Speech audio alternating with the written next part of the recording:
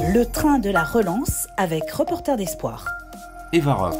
Surfréquentation pose des soucis par rapport à la préservation de l'environnement. Il faut plus parler pour moi de surconcentration que de surfréquentation. Et l'action de l'ensemble des acteurs touristiques doit être plutôt sur comment est-ce qu'on arrive à éduquer à la montagne, oui. Donc par rapport à tous les gestes de respect de l'environnement.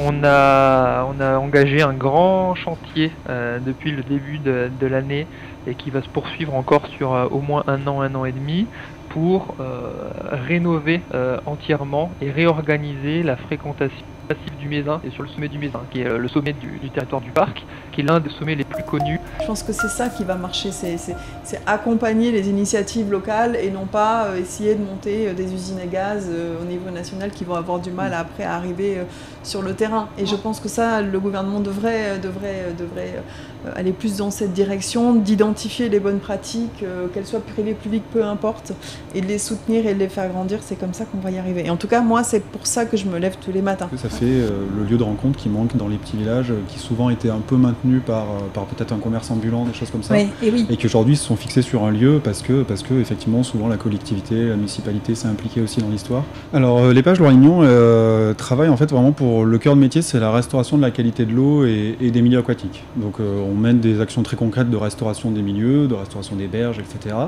On travaille beaucoup avec les agriculteurs par exemple aussi pour faire évoluer leurs pratiques pour limiter la pollution de l'eau, favoriser la biodiversité. Et puis on a un gros volet aussi, on est chantier d'insertion, donc on accompagne des personnes qui sont éloignées de l'emploi.